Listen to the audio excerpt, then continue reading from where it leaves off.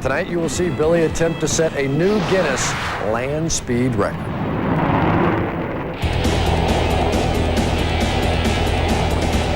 At first sight, it appears Billy has a death wish. But what you're watching is the actual footage taken with the help of police and chase vehicles of Billy road testing the rockets mounted just inches from his head. They're very dangerous, these rockets are. At any time, they can explode and just rip the whole back of the board to pieces. Billy spent 2 years transforming his 8-foot-long aluminum street luge into 350 horsepower of raw terror, a finely tuned time bomb. These are the largest rockets you can purchase without explosive permit. This is street luge with a southern twist packing combustion. Billy is 37 years old, a machine press operator in Ashland, Tennessee, married, one child, a 13-year-old daughter, Erica, whose name is emblazoned on the front of his luge. Billy chose the mountains of Bakersfield, California to attempt his race for the record books. This 1-mile course of steep straightaways and white-knuckle curves is the Mount Everest of street luging. Deadly but alluring, this is not a designated raceway. It's a 2-lane highway laced with potholes, cracked asphalt, and loose gravel. If you come off one of these boards, you're gonna slide for a long time, and the pavement's just gonna skin you alive. And we came through that. Today's the day. Billy is ready to make his run at a record.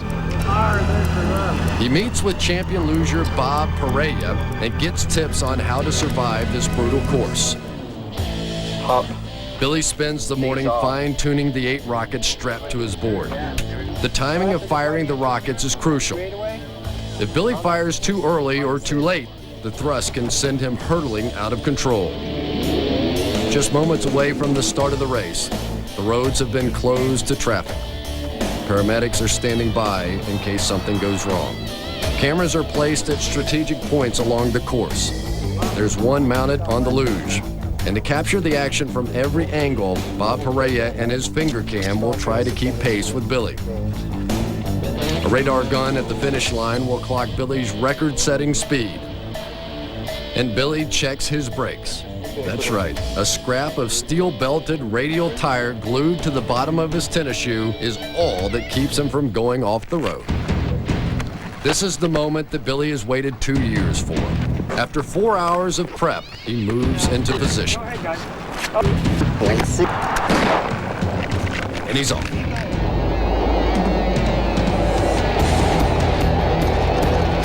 Billy's flying through the first turn, gaining speed. He's not holding back. He pushes the limits of his luge. Hugging the curves for speed, he edges near loose gravel. That's risky. A rock can trigger a spark that would set off all 8 rockets at once. At the quarter-mile mark, Billy is already hitting speeds of more than 30 miles an hour. Dead Man's Curve is looming just ahead. He can't afford to hold back. He punches through the curve. Billy has overshot it. He's in trouble. Using upper body strength, he fights to regain control. He's done it. Billy's back on track. At the halfway point, he's tearing up the course at 40 miles an hour. He's already traveling 10 miles faster than the posted limit on skateboard wheels. Billy is only seconds away from igniting the first set of rockets. A misfire can spell disaster.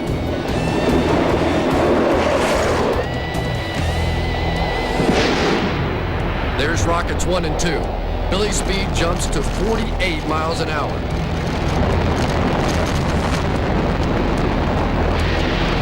Billy braces himself for the second burn. There's rockets 3 and 4. Look at him pull away. Billy's now reaching speeds of 52 miles an hour. Just a quarter mile to go. Billy crowds the inside of the curve and clutches the ignition switch. Rockets 5 and 6 have erupted in a huge ball of smoke. There could be a misfire.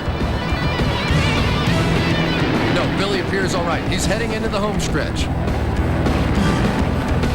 Billy's luge tops 60 miles an hour, and he's still got 2 more rockets to fire. There's the last burn. There's so much smoke the chase cars lost sight of him. There's Billy now. He cuts through the smoke and roars towards the finish line. His supercharged luge peaks out at 70 miles an hour and crosses the finish line. A new Guinness record for rocket-powered street luge.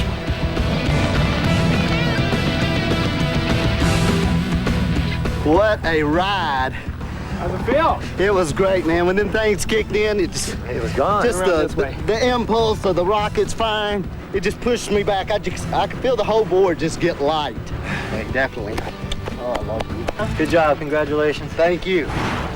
Let's take another look at the firing of the last set of rockets that propelled him to 70 miles per hour. I didn't know how fast it was going to go. All I knew, I was going to hit every button and just hold on for the ride. This is a new world record for rocket-powered street luge. We're taking this one back to Tennessee with us. Billy Copeland, you are one of a... I can tell you, it's already been carnage on the course. The luge is the most daunting of all the extreme games. Even veteran champion biker Sherlock coming to grief on the Pullen Vale track. I slowed down a bit too much at the bottom of the course, so I wish I was going a little quicker for that, but everything else was okay. The fear experienced by the others evident as they stared down the mountain.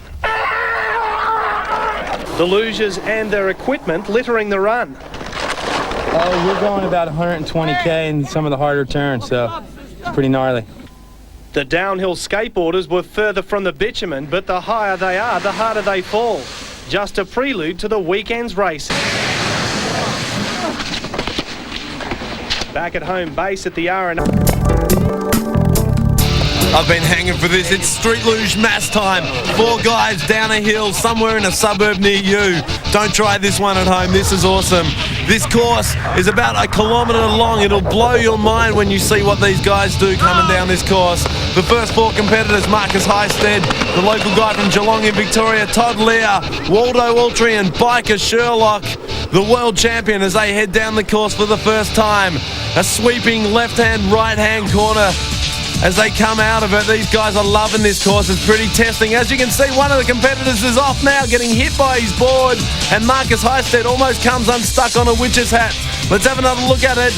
Watch Marcus out to the right. Oh, takes out a witch's hat, but holds it together to continue down the course. Out in front right now, it is the world champion biker Sherlock, showing you how it's done.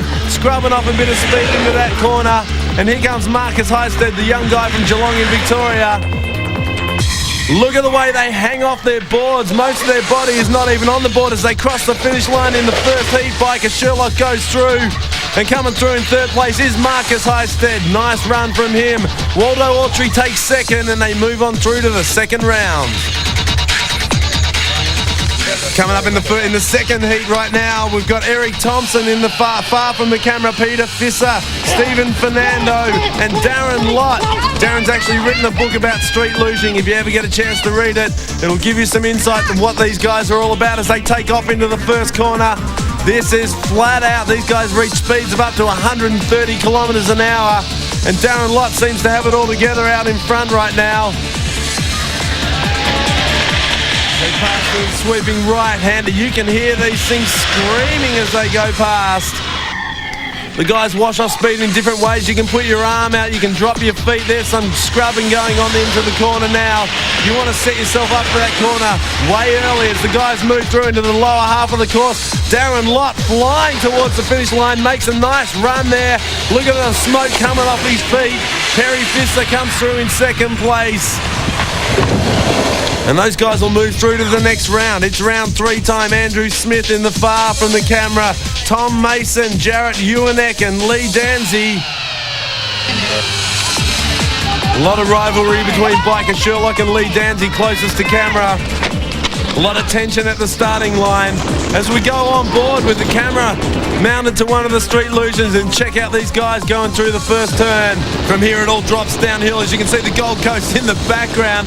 This thing drops away so fast you're almost scared to drive a car down this road. As we stay on board checking out the riders disappearing into the distance, sweeping through the left-hander. It's got to be flat out at over 100 kilometres an hour, holding a line through this corner. It looks like one of the riders has come off, and yes, it's Jarrett Ewanek. He's come off. He looks to be all right as the other competitors blast away from him, sweeping down the bottom part of the course. Really pushing both rider and equipment to the limits as they come through the last corner. Look at them holding that line, and a close race that one. And Danzy, yes, Lee Danzy gets in first place. Tom Mason goes through in second. Check the smoke off their shoes. The inside of the water.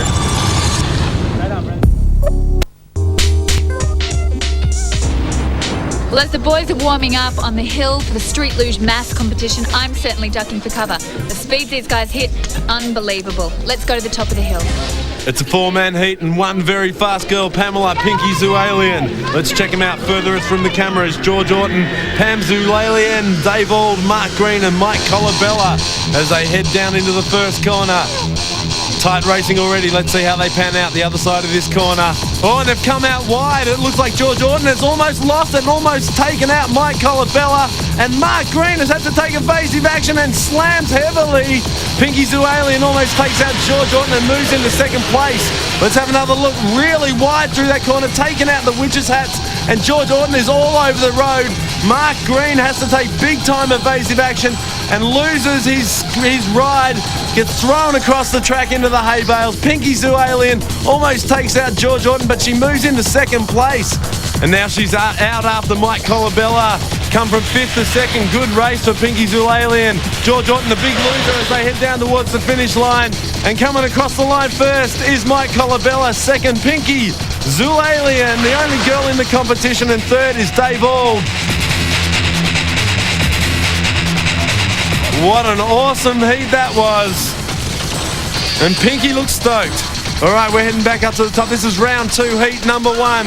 Furthest from the camera, Perry Fisser, Waldo Waltree, Darren Lott, and the world champion. Off to not a good start. Biker Sherlock still pushing now as they head down, as they slot in here into the first corner. It's all about aerodynamics and finding the best line through a corner without losing speed as they come out. Biker Sherlock challenging Darren Lott, takes first place from Darren Lott. Look how low to the ground he is, how smooth he is through the corners. Not braking at all, not scrubbing and washing off any speed as they head down over the rise. Biker Sherlock into first place, Darren Lott running in second, and Waldo Autry holding on to third, scrubbing a bit through that corner to wash off a bit of speed to get the right line as they head down towards the finish line. Biker Sherlock hanging off his skate. That is amazing as they go across the line. Biker Sherlock first, Darren Lott second. And they're through to the finals. This is the second heat. Round two, second heat. Pam Zoalian, the only woman in the competition. Tom Mason, Mike Colabella and Lee Danzy. There's Pam Pinky Zoalian right in front of our onboard camera as they head into the first corner. She's giving the guys a bit of a head start. Maybe she can make it up like she did in the first heat as they head over the rise. Dropping down here, picking up huge speed, heading up over 100 kilometres an hour. Holding a line through this corner as they come out. It is tight racing. Three of the guys right together. Pinky Zoalian falling behind a little bit as they move through. It's tight racing here in this second round heat as they come through the corner.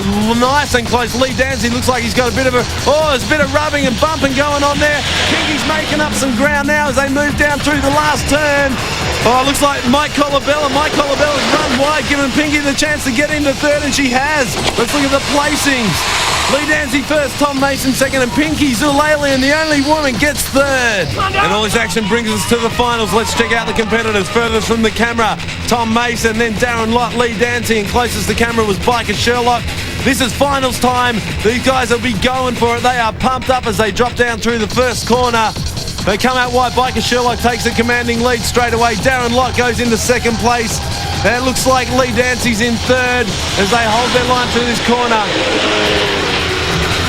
Biker Sherlock showing why he is the world champion. Look at that. Look at it. He's hanging off his board there. Darren Lott trying to make up ground. Lee Danzy trying to slot past Darren into second. As they come through the last corner, Darren Lott hanging off his board and hanging on to second place. And that is the final. Biker Sherlock the winner and world champion. Darren Lott in second, Lee Danzy third, and Tom Mason fourth. And they are stoked. No braking all the way to the finish line. Woo! Biker Sherlock takes gold, Darren Lott silver, and Lee Danzy bronze. The Street Lugers. Right now we're heading back to the hill to see who is surviving in the Street Luge man-on-man. All right, the third heat, Waldo Aultrey versus Pamela Zulalian. The only girl in the competition. She's flying the flag for the chicks. Let's see how she does. As they head down the top half of the course, Waldo's taking a commanding lead over Pamela right at this point in time, but she's trying to make up ground, and she has. She's overtaken him. Pamela's weight must be on her side because she's a tiny girl. But a hardcore girl at that. She goes fast as any of the guys as she takes the inside line around Waldo. She's in the lead now, heading down through the sweepers. Great onboard camera shots here, really giving us a close-up feel of how fast these guys are going. Pinky, Pamela Zulalian has got a commanding lead now over Waldo Aultrey. Look how smooth she is on the board. It's super flat, super fast, washing off no speed at all. She's going for the finals. She's going for the gold. That's what she's going for. And Waldo has to wash off some speed through the last corner as they head towards the finish line. Pinky Zulalian, a commanding lead as they move away from the onboard camera and head across the finish line. Pinky Zulalian in first, Waldo Aultrey second, but not fast enough to threaten for medals. Fourth heat is Marcus Highstead versus Mark Green. Marcus is from Geelong, a local guy from Geelong closest to the camera. This is a big hill for him, the biggest he has ever ridden on, he told me earlier. He's taking his life in his hands. They are going flat out down this hill. Mark Green just in front of Marcus Highstead as they head down through the sweepers. Flat out fast here, keeping as tight to their board as possible. Leaning through the corners. Look how far off his board Marcus is, almost scraping on the ground. And there's Mark Green using his technique of washing off speed just by putting his hands out. It's amazing how much it affects your aerodynamics. A small move just like that. He's got a good lead over Marcus Highstead from Geelong.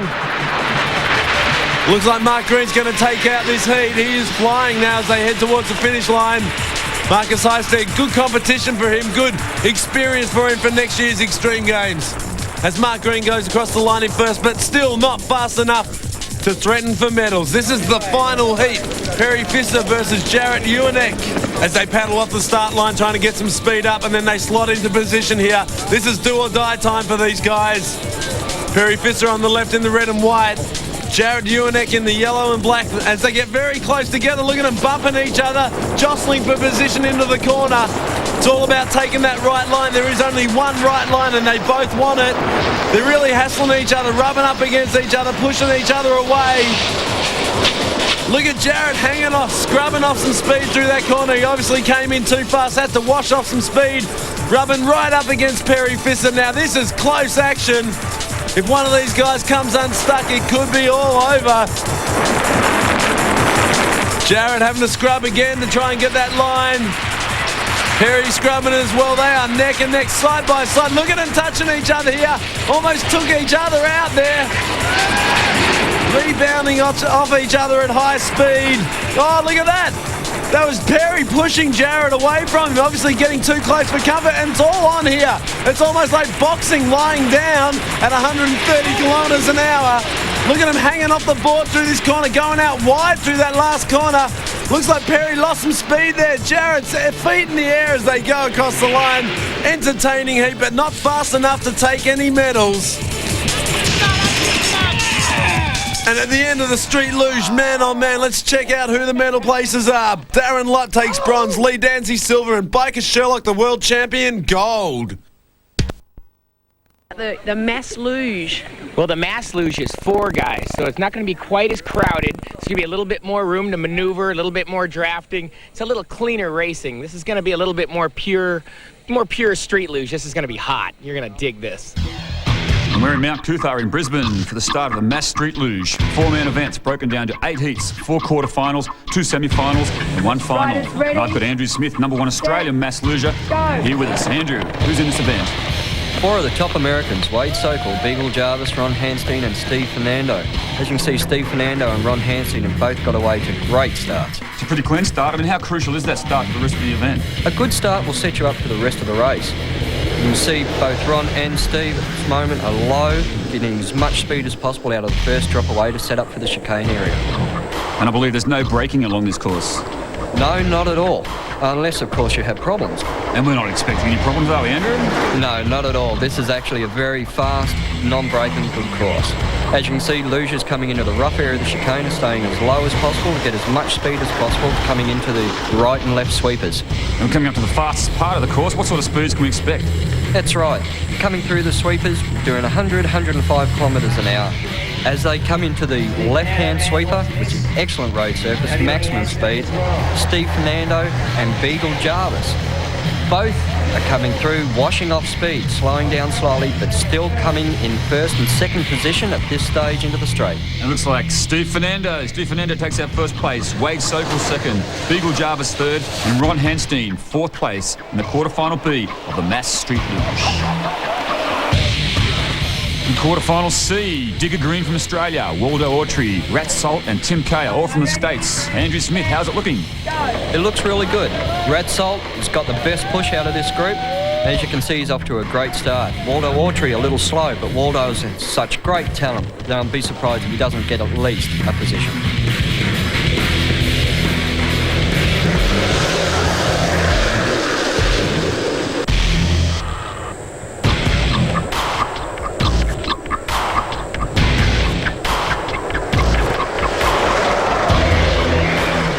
See Digger Green leaning right out, going around the corners, setting up, holding as tight a line as possible. Tim Kayer using the whole of the road to draft, and Waldo Autry on the inside, on the exit, bumping Tim Kayer. That's tight. That's got to put you off your game plan. Yeah, it certainly does. But being professionals, we get used to it, and it's part of racing. It's coming through. Rat Salt obviously coming in too hot, having to sit up in air brake. Waldo Autry on the inside and allowing Tim Kayer also to come through and take second position, with Rat coming from first down into third slot. And that's very tight, but it looks like Waldo Autry is going to take out first place. Tim Kayer second, Rat Salt third, and Digger Green from Australia taking out fourth position, quarterfinal C. Andrew Smith, who have we got on this one? John Moore, Tom Mason and John Rogers from the States, and a new Australian, Lindsay McGrath. Young man, first pro event, he's doing great guns. It's great to see the Australians out there amongst it. It's tough competition, but we're out there doing it. Yeah, that's true.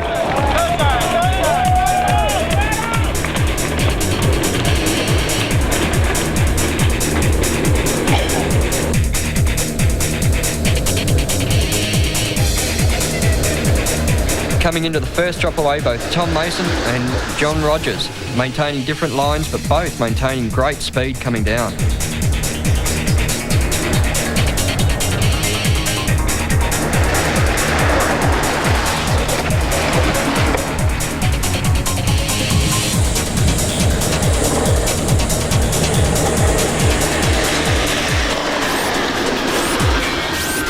Exiting the chicanes into the fast sweepers, John again air braking, slowing down slightly behind Tom so he can draft as he goes through.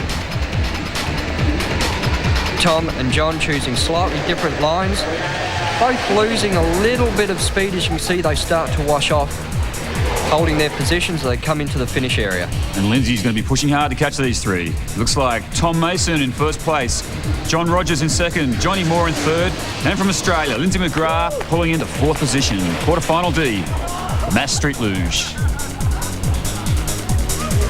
I blew through everything that time. I'm done. We've got semi-final A. We've got an All-American contingent with Biker Sherlock, Tim Kayer, Waldo Autry and Duck Mallard. It's a tough contingent. Andrew, who do you think? Well, at this stage, we've definitely got to give it to Biker. As you can see, he's wearing a black plastic speed suit, reduced air drag, and he's certainly got the best push in the world. Waldo and Tim Kayer will certainly put it to Biker, though. And we'll see as he go around the first corner, everybody is very tight. And Biker seems to enjoy being out front. He sort of spends a lot of time out there. Yeah, I don't think he minds it at all. Tim Kayer and Waldo are still close. Tim Kayer especially is drafting, trying to reduce the air drag using Biker to part the air for him so he can tuck him right behind. Waldo Autry doing the same, and Duck Mallard coming around that corner holding a tight line. It's a tight pack too there, Andrew, coming into that chicane. Certainly is. Everybody is fast, very fast heat indeed. Duck Mallard making a move on Waldo Autry on the exit. Looks like Tim Kayer, Duck Mallard and Waldo are going to be the three that are going to be fighting it out. Coming into the sweeper, see Biker out in front. Everybody is very fast. All of them washing off a little bit of speed, but Biker's still in front. Oh, it looks like there's been some carnage up on that last turn, Andrew.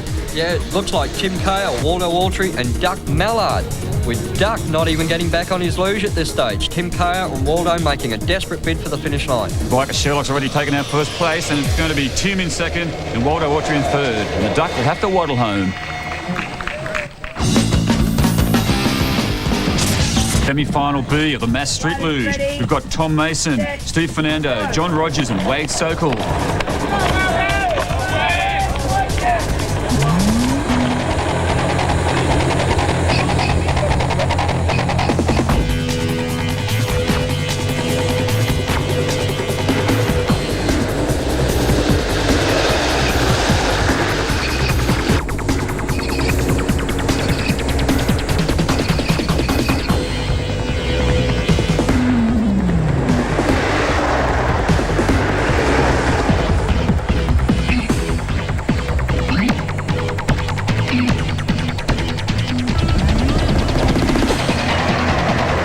Tom's got a tremendous lead coming into the faster section of the course. There's a great aerial shot. Shows you how far in front he actually is.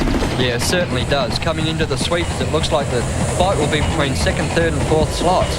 Everybody's maintaining a lot of speed through here. Tom Mason washing off some. Steve Fernando getting very wide, but still holding second slot coming into the home straight. And Wade Sokol takes a bit of the hay bar with him, but it looks like Tom Mason and Steve Fernando, 1 and 2, going through to the final.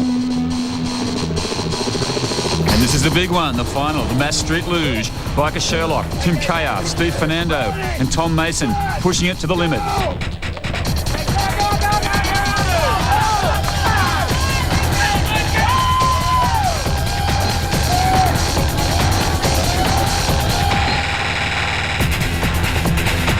The Biker's right out front now. What exactly does it have to do to catch him? Drafting and holding very tight lines is about the only way anybody, the other three competitors, is going to be able to do it at this stage. As you can see, Biker is holding a commanding lead. He comes through into the chicane. Steve Fernando, Tim Kaya and Tom Mason in second spot are trying. You can see they're pushing extremely hard. They came flying out of that corner. Yeah, certainly did. You can see Tom getting a little bit sideways. Cost him a little bit of speed, but not too much. This is a fast area in the sweepers. That just shows you how close it all is. That's for sure. It gives everybody a good perspective on the speed as well. This is an extremely fast area. As they come into the final corner, Timmy Mason takes a bit wide, hits the bales. Steve Fernandez straight in the back of him. And by some miracle, Tim Kaya pulls around. But it's Biker Sherlock who comes through, takes out the gold. Tim Kaya in second. Back up the hill, they're unsorting the carnage. Biker Sherlock's got a grin from ear to ear. Back up the hill, Andrew, what went wrong as they came into that corner? Coming in, you can see Tom has pulled very close to the inside of the track, been very hot, very fast, and not been able to get around without his wheels sliding out. He's lost traction, lost control, and Steve Fernando has had nowhere to go at all. And there's Tom Mason, he copped the raw end of the deal. But on the day, the gold medal goes to Biker Sherlock, Tim Kaya the silver, and equal third Tom Mason and Steve Fernando for the bronze. The Mass Street Luge, PlayStation Extreme Games. All right, as you can see.